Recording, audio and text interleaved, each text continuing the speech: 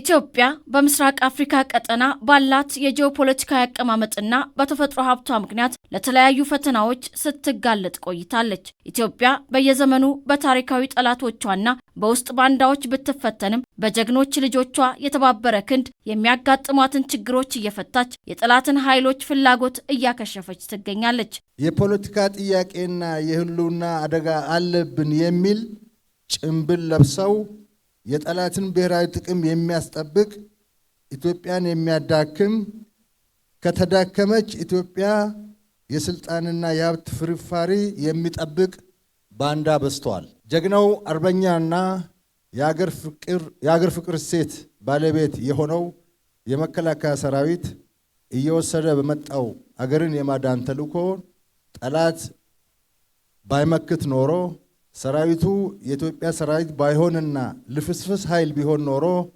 ባዕዳንና ባንዳዎች ለኢትዮጵያ የደገሱላት ጥፋት የሀገርን ህልውና የሚያጠፋ አደገኛ ድግስ ነበር። የሚያጋጥማትን ፈተና በድል ለመወጣት ከትውልድ ትውልድ የተላለፈ የውል ብቃት ያላት ሀገር የሆነችው ኢትዮጵያ አሁንም ያላትን አቅም በሰው ኃይል ልማት፣ በትምህርትና ዘመናዊ ቴክኖሎጂ ማሳደግና ማለቅ ያስፈልጋል። በዚህ ዘመን የኢትዮጵያ ፈተናን በመሰባበር የማለፍ የውል ብቃት ብቻ በቂ ስለማይሆን ያለንን ተፈጥሯዊ ብቃት በሰው ሀብት ልማትና በቴክኖሎጂ ወደ ላቀ ደረጃ ለማድረስ በትምህርትና ስልጠና ተቋማት ላይ ብዙ ሰርተናል።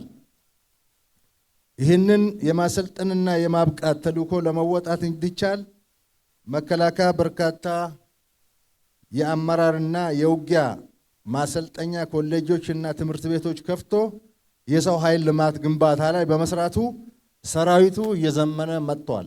የመከላከያ ትምህርትና ስልጠና ዋና መምሪያ የዘመናዊ ሰራዊት ግንባታ እውን ለማድረግ ተቋሙን በቴክኖሎጂ፣ በአስተሳሰብ፣ በአመራር እንዲሁም ዘመኑን የሚዋጅ አዳዲስ የስልጠና ካሪኩለምን በመቅረጽ ብቁ የሰራዊት አመራርና አባላትን እያፈራ ይገኛል። የሰራዊታችንን ዙሪያ መለስ አቅሞች የሚያጠናክሩ በየትምህርትና ስልጠና እርከኖች ላይ ተከታታይ ስልጠናዎችን በመስጠት በማስመረቅ ላይ የምንገኝ ሲሆን የዚህ ስራ አካል የሆነው የኢትዮጵያ ወታደራዊ አካዳሚ ከጊዜ ወደ ጊዜ የስልጠና አቅሙን በማጎልበት የተጠናከረ ትምህርትና ስልጠና በመስጠት የሚችልበት ደረጃ ላይ የደረሰ ሲሆን እነሆ ዛሬም እጩ መኮንኖችን ለማስመረቅ ከፊት ለፊታችሁ አቅርቧል። ሀገር የጣለችባቸውን አደራ ከቀሰሙት ትምህርትና ኢትዮጵያ ከምትገኝበት የጂኦፖለቲካዊ ሁኔታ ጋር በማጣመር በቁርጠኝነት እንደሚሰሩ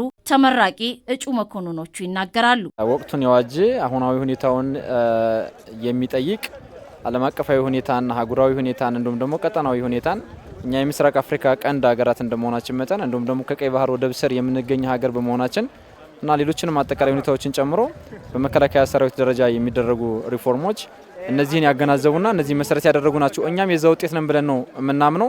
ምክንያቱም ሁሉንም ነገሮች በሚባል ደረጃ ወታደራዊ ሳይንስን አርት ከማድረግ ሳይንስን ጥበብ ወደ ጥበብ ከመቀየር በመሬት ላይ ከማድረግ ጀምሮ እነዚህን መሰረታዊ የሆኑ ነገሮችን ለማሟላት ዘመናዊ የሆነ ሰራዊት ለመገንባት ከአሁናዊ ሁኔታው ጋር ከቴክኖሎጂ ጋር የሚላመድ ሰራዊትን በመገንባት ላይ ትገኛለች ሀገራችን። እኛም በዛ መልክ እየተቀረጽነን ብለን ነው የምናምነው። ከ4 በላይ የአፍሪካ ጎረቤት ሀገራት እኛ ጋር አብረው ይሰለጥናሉ። ከሩዋንዳ፣ ታንዛኒያ፣ ደቡብ ሱዳንና እንደውም ሶማሊላንድ አሉ ማለት ነው። ወደ እኛ ጋር አብረው ምክትል መቶ አለቃ የለበሱ 3 ዓመት ቻሌንጁን እኛ ጋር ተቋቁሞ ይሰለጥናሉ ማለት ነው። ይህ የሚያሳየው ምንድነው? የኢትዮጵያን የዲፕሎማሲ እድገት ነው። ከተለያዩ ሀገራት ጋር እጅግ በጣም ጥብቅ የሆነ ዲፕሎማሲ አላት። ካዴቶችም የውጭ ሀገር ካዴቶች ማለት ጎረቤት ካዴቶች እኛ ጋር እጅግ በጣም በፍቅር፣ በሰላም፣ በመተባበር፣ በአንድነት እንዲሁም በኩራት ነው ከኛ በላይ በጣም በኢትዮጵያ ራሱ ይኮራሉ። አርትን ጨምረ ነው የምትማረው። ክላስ የተማርከውን ነገር ውጭ ላይ የወጣ ኤክሰርሳይዝ ታደርጋለህ። በጣም ከባድ ነው፣ ፈታኝ ነው። አቅም ያስፈልጋል፣ ጉልበት ያስፈልጋል። በዛ ላይ ደግሞ ሳይኮሎጂካሊም ማቹሪቲ ያስፈልጋል ማለት ነው። ስለዚህ ስልጠናው ጠንከር ያለ ቢሆንም ያው በሌላ አጠናቀናል ማለት ይችላል። የኢትዮጵያ ወታደራዊ አካዳሚ ያሰለጠናቸውን 71ኛ ዙር መተማ ኮርስ እጩ መኮንኖችን አስመርቋል።